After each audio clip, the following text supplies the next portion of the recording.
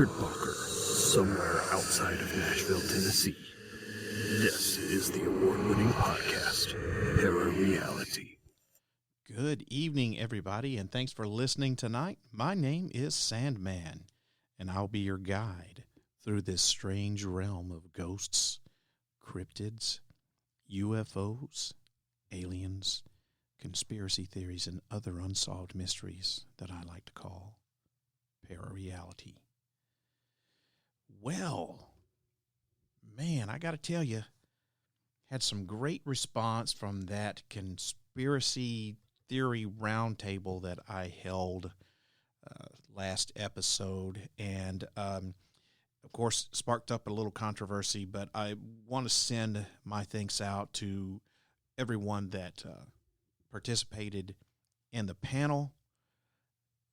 That would be Eric from World We Live In podcast, Jen from Vanished podcast, and of course the incomparable Mr. John Harrison, who is the resident skeptic and scientist here on ParaReality.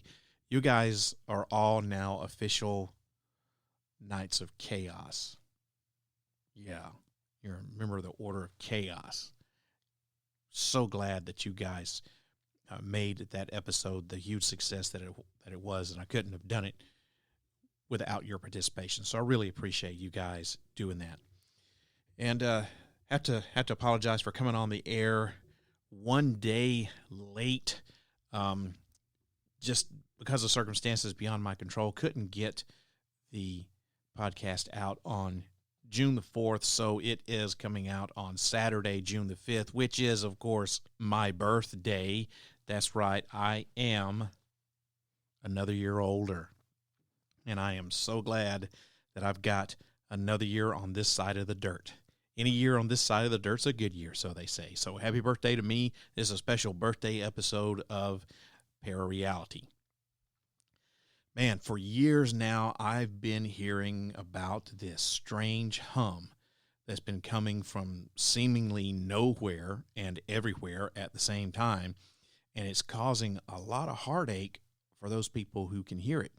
Because you see, not everyone can, and we don't know why not everyone can hear it, and we don't know why those that do hear it do. But for those people that can, they're having a hard time dealing with it. It keeps them up at night. It causes them to have, in some cases, nausea, dizziness, and headaches. And there's no known source for this hum and no known cause. And as I was looking into the hum, as it's known, I ran across a couple of other mysterious sounds with unknown origins and decided that, man, that'd make a good topic for my summer series. So tonight, on this episode of ParaReality, I'll be presenting the first episode in my summer series on mysterious noises. On this first episode, I'll be investigating the hum. What is it? Where does it come from? What are the side effects? Well, to learn more, as always, you'll have to tune in, and find out. But before we get into talking about the hum, it's time for one of my favorite moments of the show, fan mail. And this is more of a comment than it is anything else. And every once in a while, I'll get some pretty out there comments on my YouTube channel, and I'll get some pretty good comments every once in a while on it too. And I try to take, not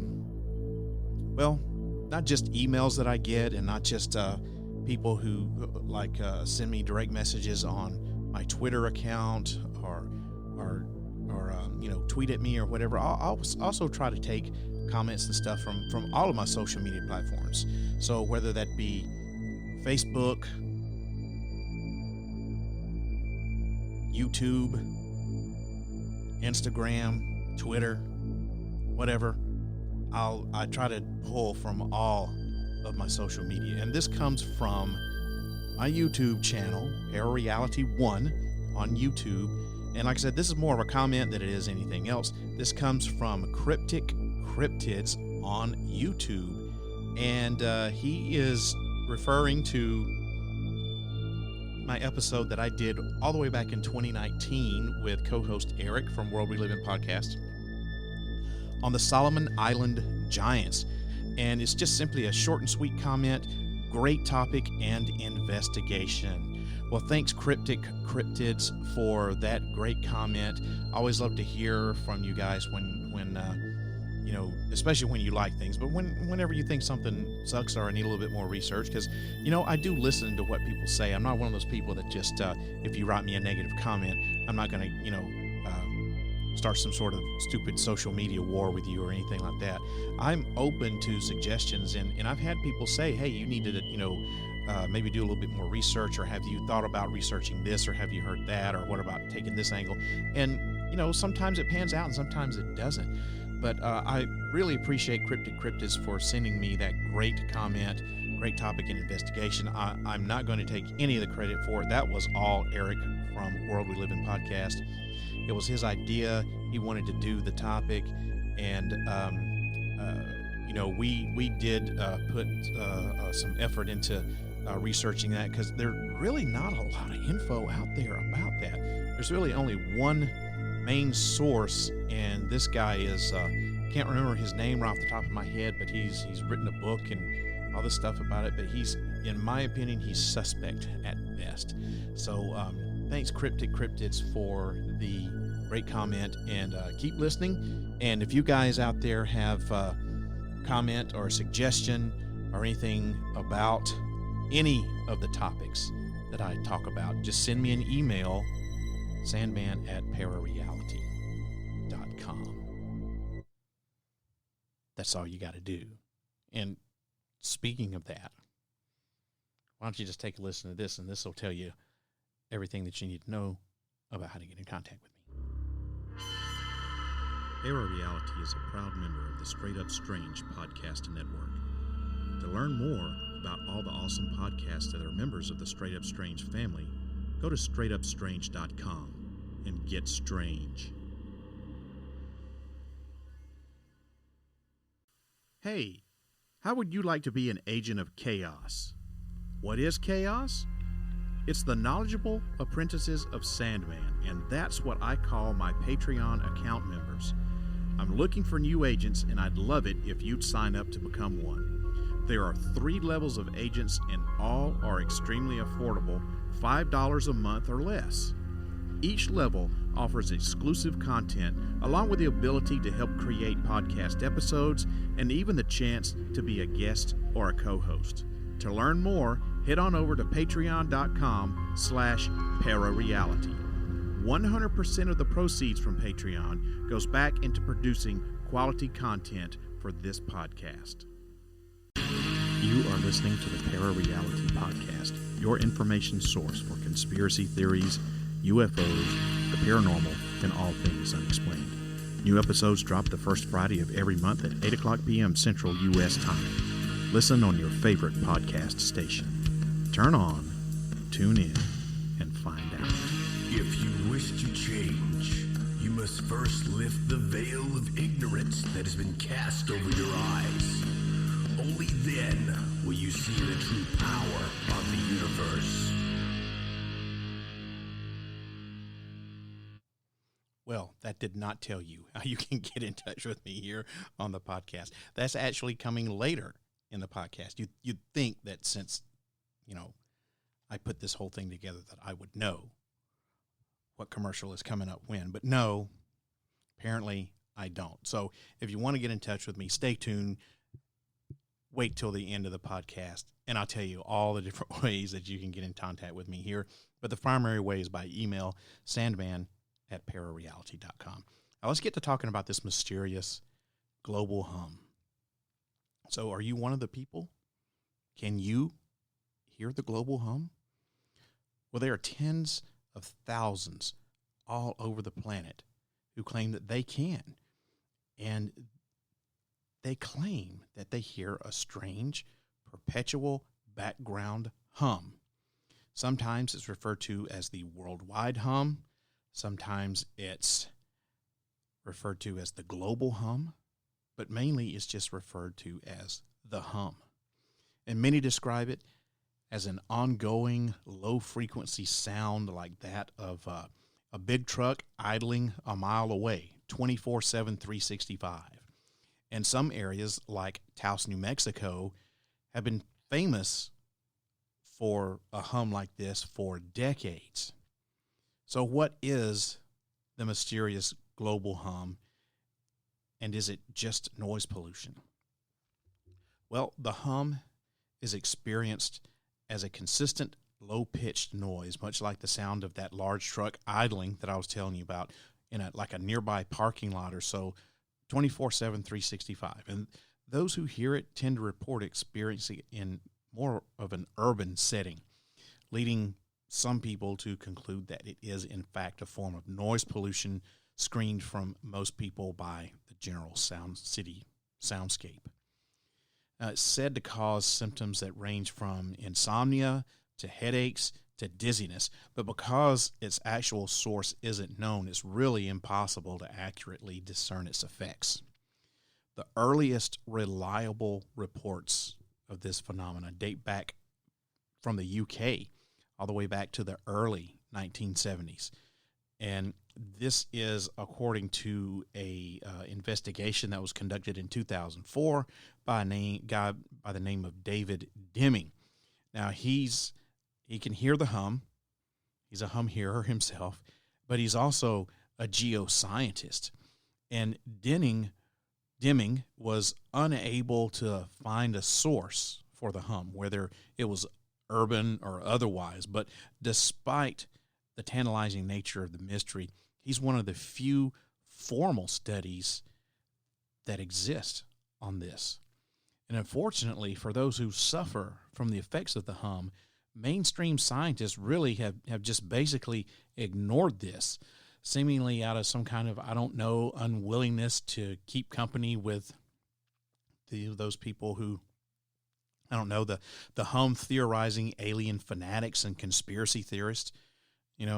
Scientists have largely avoided the topic, at least mainstream scientists have.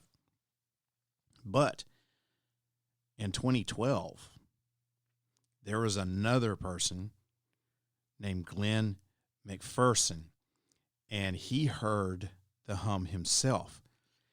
And guess what? He was a science teacher and a former university lecturer. So upon hearing the hum himself, he decided to follow in Deming's footsteps to get to the bottom of this strange phenomenon. So he created the World Hum Map and Database. It's an interactive map that has accumulated thousands of hum hearers, descriptions of their experience and their locations across the globe. And he estimates that up to about 4% of people worldwide can hear the hum. And armed with this and a team of volunteer investigators in various countries, McPherson set out to test a set of 4 hypotheses regarding its possible source. Now, if you want to go to that World Hum Map and Database, just go into Google search and type in World Hum Map, and the very first thing that it pulls up is this. And it's literally, he maps this out according to reports that he gets, right? And it's literally all over the world. There's hardly not a place on the planet where someone hasn't experienced hearing this hum. Most of it is in the U.S. and the U.K., though. Now, natural sources of sonic phenomena were an obvious starting point on this investigation, right? For example, sounds resulting from things like volcanoes have been verified as propagating for durations and distances that seemingly are just like unfathomable. They're not real, and circling the entire globe multiple times. But there are many natural sources like auroras, lightning, meteors, the aforementioned volcanoes, waterfalls, and ocean waves that can be causing this. Yet none of these seem to be consistent enough with the manifestation of the hum. In any case, one thing the database confirms is that a large proportion of people who hear it are based in urban areas, making some form of urban noise pollution a possible explanation for this. But Deming's investigation ruled out any possible acoustic origin because he claimed that the bulk of his evidence suggested that the hum isn't an actual acoustic sound. Now, this is indicated by the simple fact that most people don't hear it. Instead, he attributed the cause to electromagnetic energy. Now, the source could be very low-frequency radio signals between 3 hertz and 30 kilohertz. Now, these frequencies are used globally to communicate with submarines. And astonishingly enough, radio signals can elicit an auditory response in humans. The microwave auditory effect is what this is known as. This results from radiant energy interacting with soft tissues in the skull that stimulates the auditory nerve. This effect has apparently been researched by the Pentagon as a sonic weapon. Yeah, and there's more to come on this sonic weapon on the next episode in my summer series. So make sure you don't miss that. So to test this hypothesis, McPherson built a black box made of conducting material designed to shield out these radio frequencies. And he's got it, believe it or not, he put it in his backyard, covered it up with a tarp. But believe it or not, once he got inside of the box, his perception of the hum only grew louder. It didn't dissipate or stop. It got worse. Well, here's the problem with McPherson's box. The microwave auditory effect requires a signal that is pulsed, which wouldn't yield a consistent hum sound unless the sources are pulsed. Therefore, it's very unlikely that any continuously varying electromagnetic or radio frequency signals could interact with living tissues and activate the human auditory system. So, if radio signals aren't the cause of the hum, what else in urban areas could be responsible? Well, it turns out that some possible urban culprits do in fact include acoustic noisemakers, things like ventilation fans on large buildings, air compressors, diesel engines, either as traction sources like buses, or stationary, such as diesel electric generators or air or water pumps. Those are all just some of the possible explanations that are going on for this. Other possible sources include things like high-speed traffic on the highways and interstates, mining, air traffic, electrical substations, and industrial machinery, especially blast furnaces and large air ducts. All of these can kick out low-frequency sound over tremendous distances, and each one can cause a low-frequency hum. Now, here's my take on this, okay? I don't live close to a highway or interstate. However, I do work right off of one. And it's a very busy interstate. There's a lot of 18-wheelers, big trucks that go back and forth on this all day, every day, 365, 24/7, and now granted, I could be one of the people, the majority of us don't hear a hum, right? But I've never heard a hum from this at all. Also, in the opposite direction from where I work is a big mining facility, a quarry, not a mining facility, but a quarry. And they do blasting there all the time. It's this huge quarry. I don't know how deep it goes, but they blast there all the time. And it's probably I don't know, it's not even a mile down the road from where I work, but when they blast, you can literally feel it rumble in the ground. I've never been in an earthquake, but I always think that, boy, this is probably what it kind of sounds like and feels like to be in one, because you can feel the ground rumble, you can hear it rumble, and it does sound kind of almost like a hum, like a, you know, and you can feel the vibration from that though. So I don't think that the hum, and of course I'm close, so that's why I feel the vibration. But if you're further away, who knows how far sound can really travel under the earth. So maybe if you do live further away from mining and blasting and stuff, instead of being able to feel it, you hear it. That's a possibility. And the third thing is my home. I live probably, I don't know, 20 minutes away from Nashville International Airport. So while I don't live like close, super close to the airport, I'm not that far from it. And over my home is a departure and takeoff lane for airplanes. Now they don't buzz my home, 100 feet above it or anything, but they do come in low. And it's not like all day long every day, but several times a day there are planes that are, flying in or coming out of Nashville International Airport, and they fly pretty much right over my home. That to me does not sound like a hum. I can tell what a airplane engine sounds like. And to me, it doesn't sound like a hum. But these are flying. Who knows, if you live close enough to an airport, who knows what it sounds like far enough away when the planes are on the tarmac?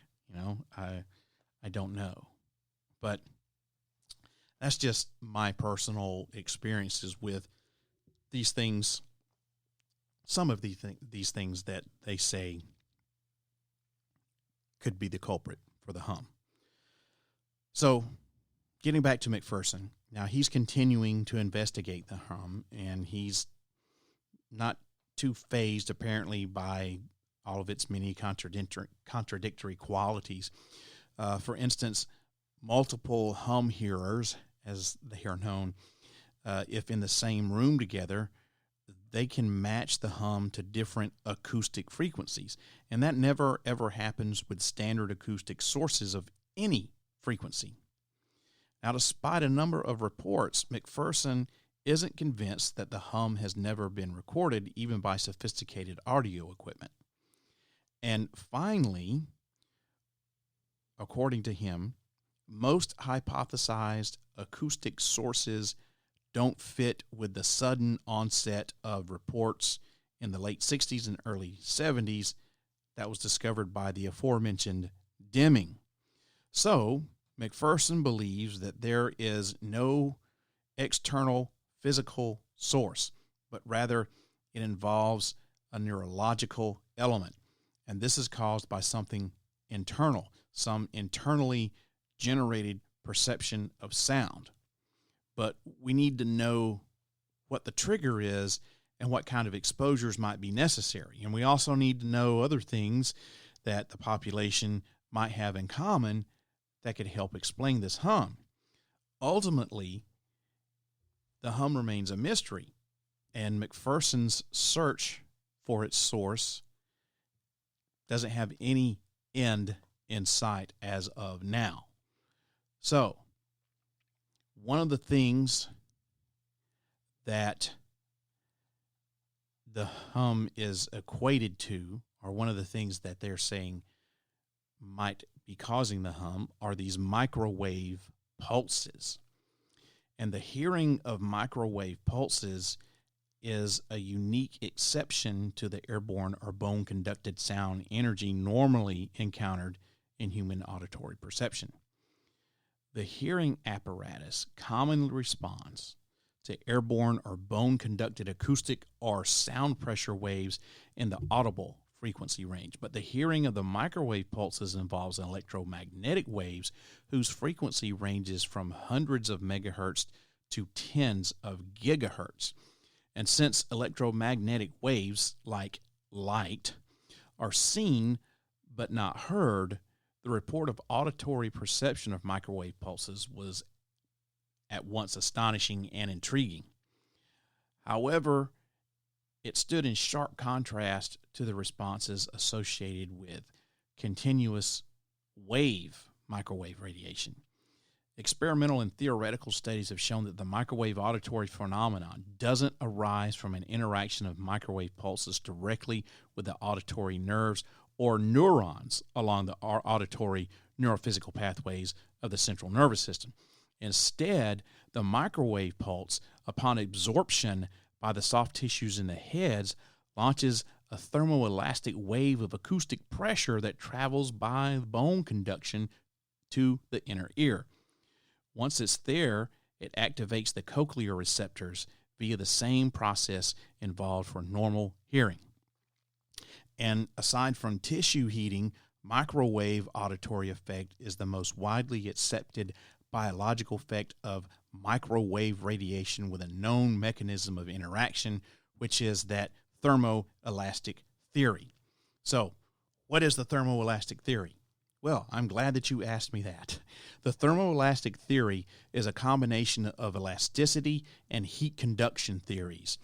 It's related to the impact of heat on the deformation of an elastic medium and the inverse impact of the deformation on the thermal conduction of the thermal condition of the considered medium. And that I got is from an official definition. Now, I could go on and on and on, but I'm not going to bore people with thermoelasticity theory. If you want to know more about it, you just need to do the good old Google search, but be careful what you read on the internet. So there's your thermoelasticity theory and your microwave pulse theory. So could this be some sort of weapon? Could our government or some sort of clandestine unknown government be testing this as some sort of weapon on an unknowing public? Well, if so, they've been testing it out for a long time, or if they're not testing it out and they're actually using it as a weapon, they've been using it on us for a long time. Now, there is a recently unclassified report from the Pentagon that dates all the way back to 1998, and it's revealed an investigation into using laser beams for a few intriguing potential methods of non-lethal torture. And some of the applications of the report investigated include putting voices in people's heads, using lasers to trigger uncontrolled neuron firing, and slowly heating the human body to a point of feverish confusion. And this could all be done from several miles away. That is freaking amazing. And they were doing this back, well, from 1998, probably earlier than that. That is amazing.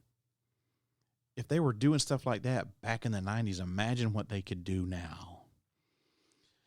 Now, there was a Freedom of Information Act request that was made several years ago that made public a document entitled Bioeffects of Selected Non-Lethal Weapons. And the report explained several types of non-lethal laser applications, including microwave hearing, disrupted neural control, and microwave heating. Like I said, making you have a fever. That's crazy.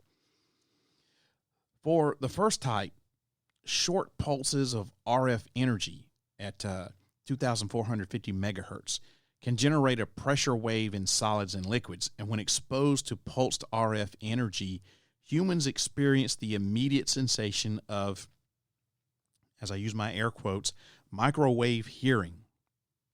Sounds that may include buzzing, ticking, hissing, or knocking that originate within the head.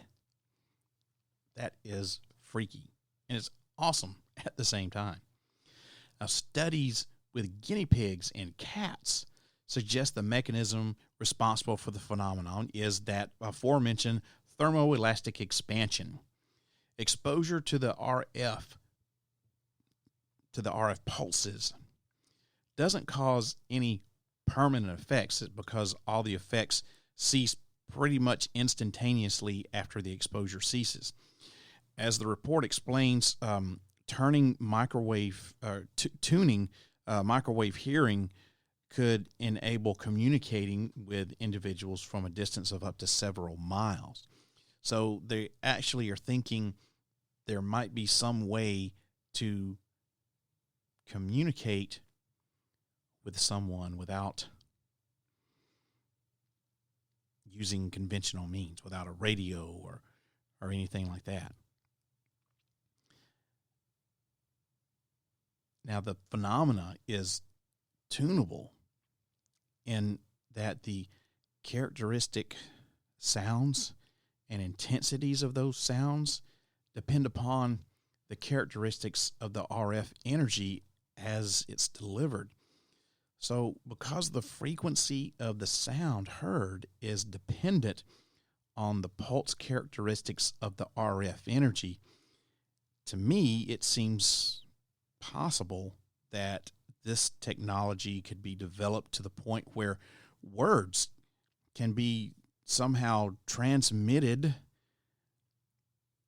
to be heard like someone is actually standing there talking to you, like a spoken word, except that it could only be heard within that person's head who you're beaming it to.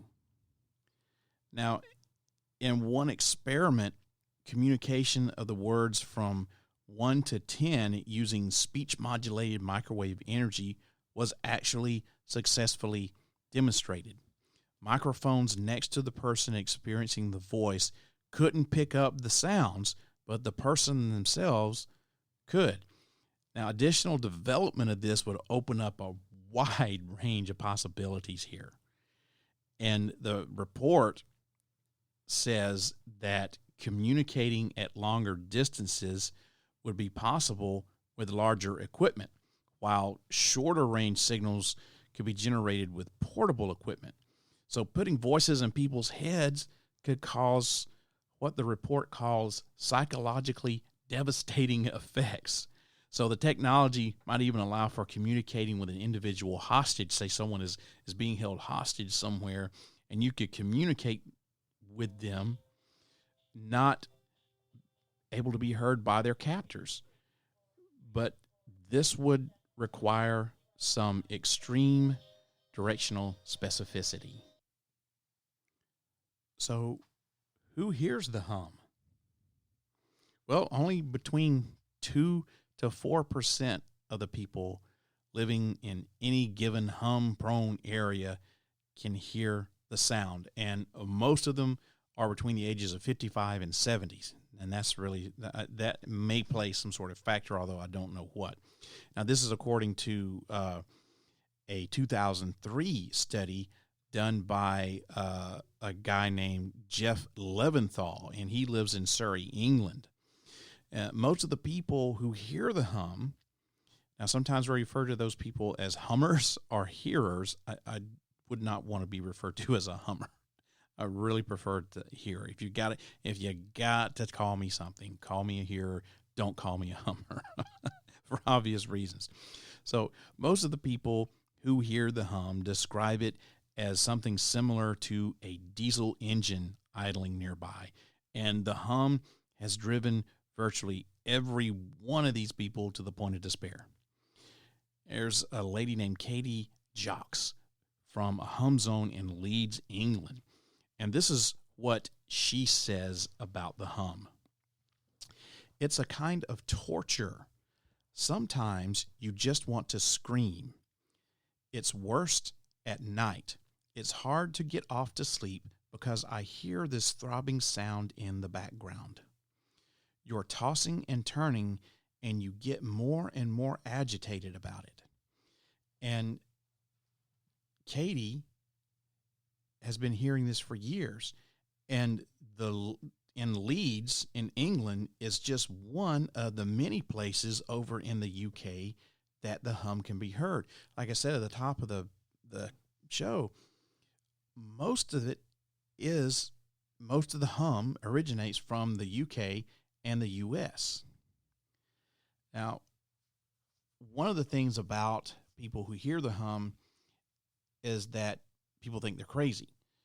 And being dismissed as like a crackpot or a whiner, that really only exacerbates the distress for these people who are hearing the hum. And most of these people have perfectly normal hearing, no tinnitus, no deafness, nothing like that. And the hearers complain of things like headaches, nausea, dizziness,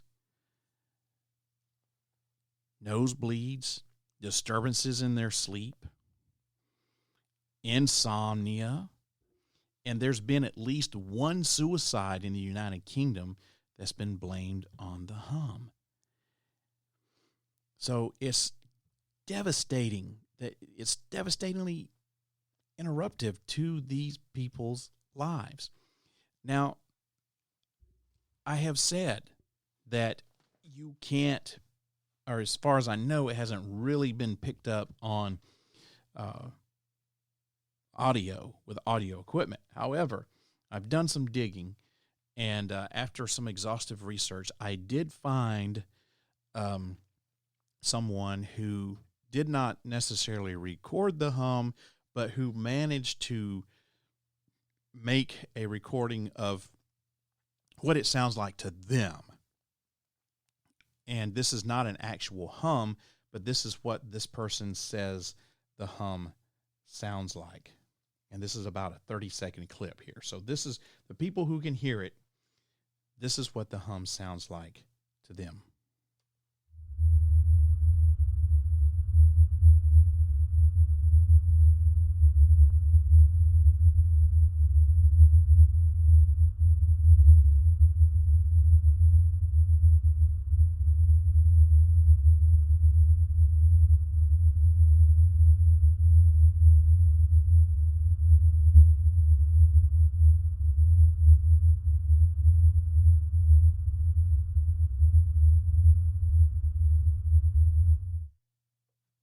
Can you imagine going around hearing that 24/7, 365?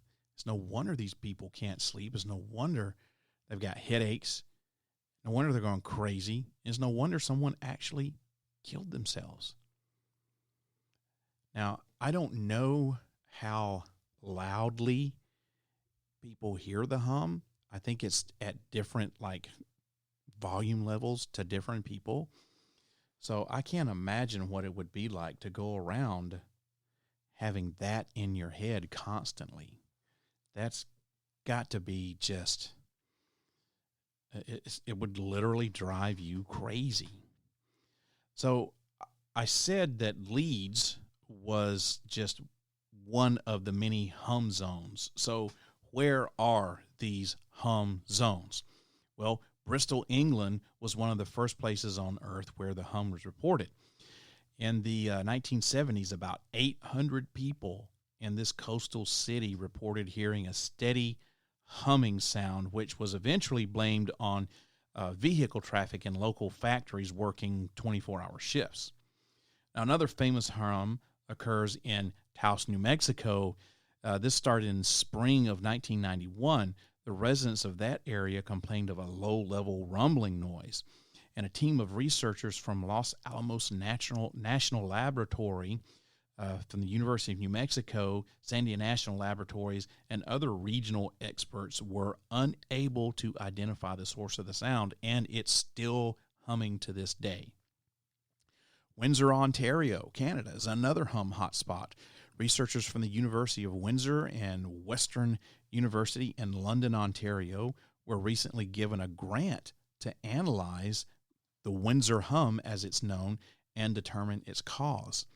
And researchers have also been investigating the hum in Bondi, a seaside area of Sydney, Australia.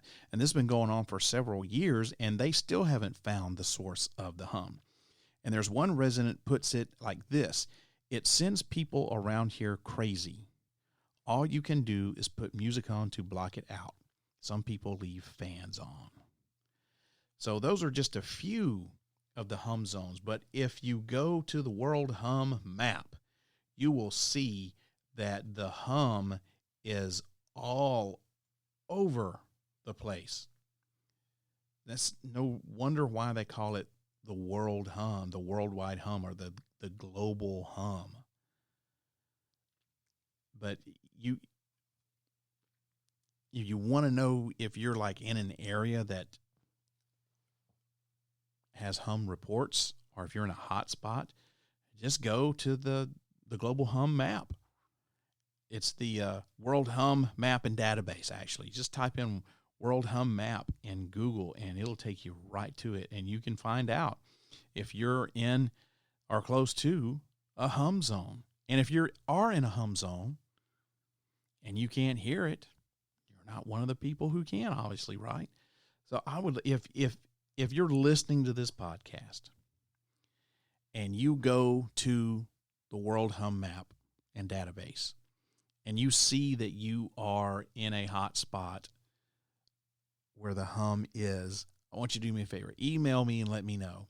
If you can hear it, that would be great. I'd love to interview you on this podcast about your experience with being able to hear the hum.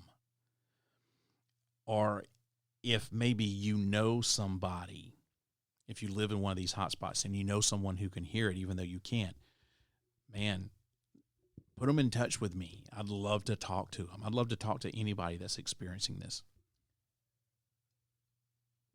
Now, after I looked at the World Hum map, Tennessee has several hot spots here where people have reported it, but I don't think it's anything at a consistent basis.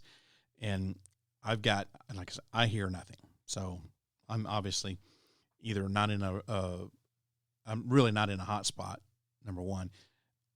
But number two, I'm probably not one of those people that could hear it anyway. So what can be causing the hum? Well, the historical record of the hum is crucial because if the current version as narrated by Deming is correct, many theories can just immediately be ruled out.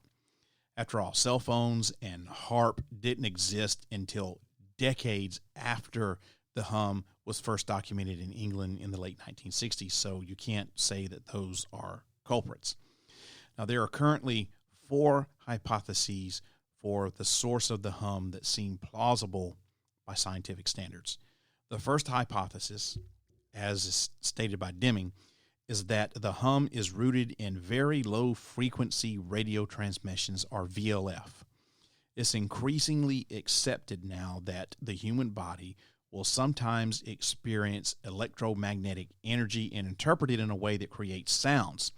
This was established for high frequency EM energy by the American neuroscientist Alan Frey in his infamous microwave hearing experiments, which showed that certain radio frequencies can actually be heard as sounds. And I kind of touched on that earlier.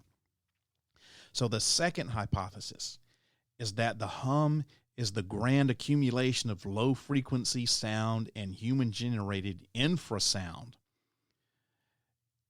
Now, what is infrasound?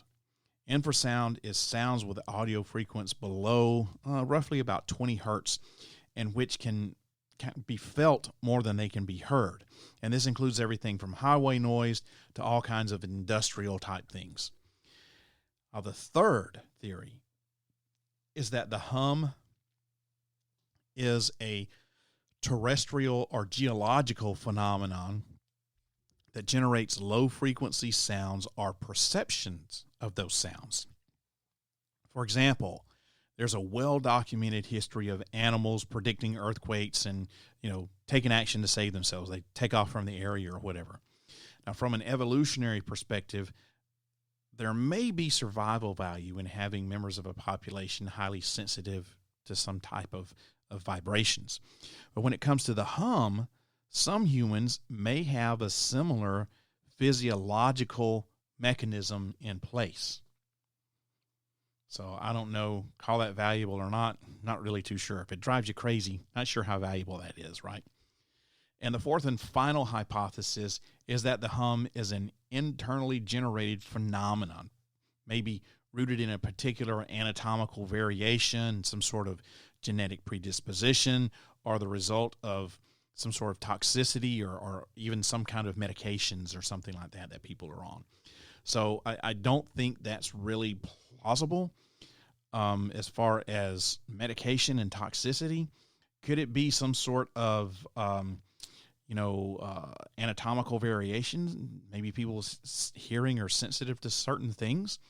Maybe they are genetically predisposed. I think that's pretty plausible. But I always say, I'm famous for saying, you got to look at it in two ways. You got to look at it in the terms of, possibilities and probabilities. Is it possible? Yes, it's possible. But is it probable that these people have some sort of genetic predisposition or anatomical variation? Well, probably not, but, could be. It could be. So, in conclusion here, the hum is now the subject of some serious media coverage and increasingly scientific scrutiny.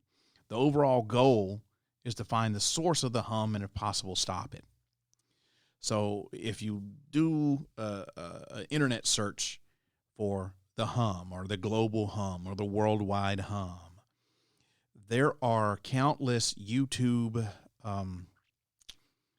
videos that are from really accredited and serious news agencies. Al Jazeera is one of them. I don't know how you feel about Al Jazeera, but I think they report the news in pretty much a non-biased way. There's been documentaries that have been done about the hum. The Taos hum specifically is probably the most famous hum here in the United States. So it's, I'm not going to say becoming more accepted mainstream, but there's been enough going on with it now for decades and enough people talking about it that mainstream science, though they have been in the past reluctant to do any real studies, they're kind of coming on board now and are willing to open themselves up to the idea that something's going on. And if the hum is man-made, then we need to raise public awareness and advocate turning away from the technologies that are causing this. And if the source is exogenous and natural, there's the possibility that there may not be any escape from it apart from masking it with other noises, other sounds. And of course, there's the remote possibility that one of the more exotic explanations are going to prove to be correct, like the genetic predisposition or the anatomical variation type theory. There are the people who say that it's some sort of secret government weapon, either from our government or from other governments. And there are people who say that it is, of course, alien generated. But as in all science, it seems to best start with what we know and is plausible, as opposed to what we don't know and is implausible. Like I said, you got to look at possibilities and probabilities. You got to look at the fact of, is it possible? Yes, but is it probable? Probably not coming from aliens. Is it possible that it's our government or some other clandestine government? Well, possibility on that. Yeah, that's possible too. So you never know, man. You just never know. Well, everybody, that about does it for this episode of ParaReality. Thanks for listening. And this was the first in my summer series of mysterious noises. Going to have 2 more coming out. Before I close it out tonight, though, I want you to listen to one more thing. Do you like being scared? Does the feeling of your throat tightening in fear, leaving you unable to scream, excite you? If the answer to these questions is yes, then you should listen to Scared to Death, stories of suspense, science fiction, and horror. Scared to Death airs the third Friday of every month at 8 o'clock p.m. Central Time. Tune in for the fright of your life.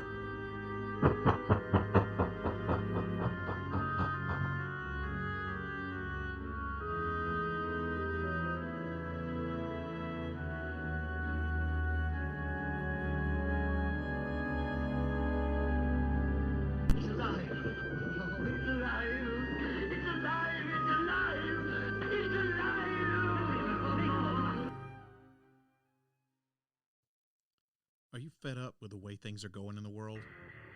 Have you always wanted to say whatever was on your mind without having to listen to someone bitch about it or suffer any repercussions? Well, me too. That's why I created the Set It Off podcast. I'm sick and tired of the stupidity that's going on around here, and I'm going to let everybody know how I feel about it. So hop on board this train and fasten your seatbelt, because I'm about to set it off. Set It Off can be heard on your favorite podcast station. New episodes drop on the fourth Friday of every month at 8 o'clock p.m. Central Time. You never know what I'm going to say next.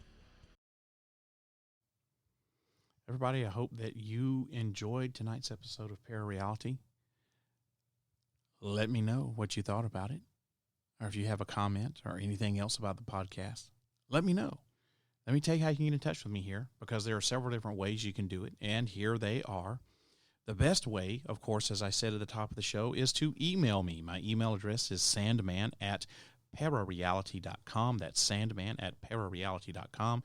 Or you can find me on Facebook at facebook.com/sandman.parareality. That's my Facebook page, facebook.com/sandman.parareality. You can post a message on my wall or send me a DM on Facebook if you want to. And if you have a Twitter or an Instagram account, you can follow me on both of those. My username on each one of those is @ParaRealRadio. That's @ParaRealRadio on Instagram and Twitter.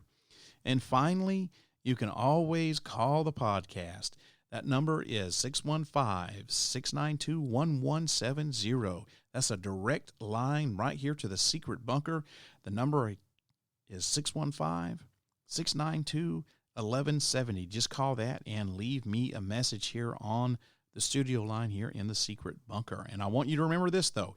If you do decide to call and leave me a message, you are giving me permission to play your comment back on the podcast. So if you don't want that to happen, you'll need to let me know somewhere in the message.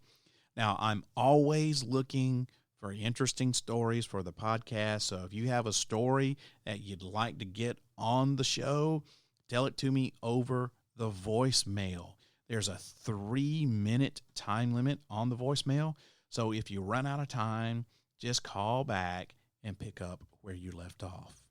And if you want me to get back in touch with you, just leave me your contact information.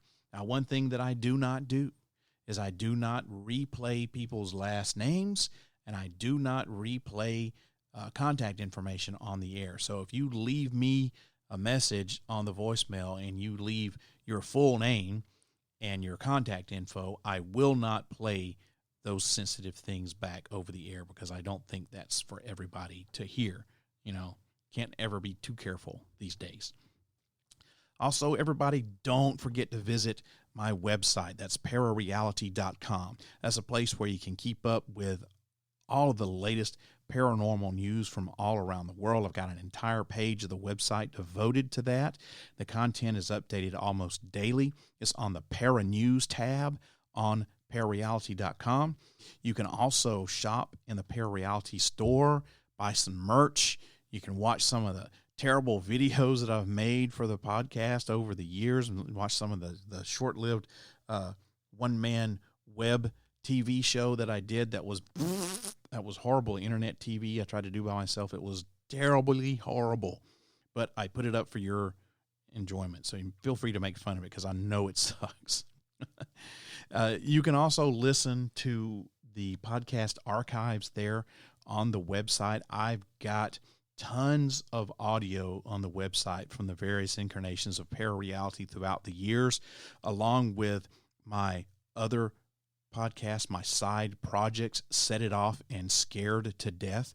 And you can find all of that content for free in the archive section of the website. And that's www.parareality.com. So make sure you check it out. ParaReality can be heard on your favorite podcast station. Just search for ParaReality. And if you've got a smart speaker, you can listen there too. If you've got any of the podcast skills activated on your smart device, just say, play the ParaReality podcast. And I've also got a YouTube account, and you can listen to the podcast too. I upload all of the audio from my podcast up to YouTube. So you can, I got a lot of people that actually listen, via YouTube. It's also full of some great videos like UFO and paranormal documentaries. Did a couple of little news things called New to the Strange. I got that up there. Some of those terrible internet one-man television shows that I did, I've got that up there. I got some chemtrail videos up there. I'm a big chemtrail conspiracy theorist. I got some chemtrail stuff up there. So to find the channel, just go to youtube.com/user/parareality1. That's the number 1. youtube.com/user/parareality1. Everybody, the next episode of ParaReality is going to drop on June 18th at 8 o'clock p.m. Central U.S. time. So make sure you tune in, and find out. And the next episode in my summer series on mysterious sounds is going to be on Friday, July the 2nd, and I'm going to be talking about Havana syndrome. If you don't know what that is, you got a month to look it up. So make sure you tune in and find out on Friday, June 2nd at 8 o'clock p.m. for the second episode in my summer series. And this, we're going to be talking about Havana syndrome. Next episode is going to drop June 18th, 8 o'clock p.m. Central Time.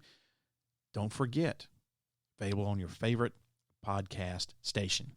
I hope this podcast opens up your minds to new ways of thinking, expands your consciousness, and produces a change in the way you see the world. If you wish to change, you must lift the veil of ignorance that has been cast over your eyes. Only then will you see the true power of the universe. I hope that you have a wonderful evening, wonderful weekend. I'll see you again in a couple of weeks.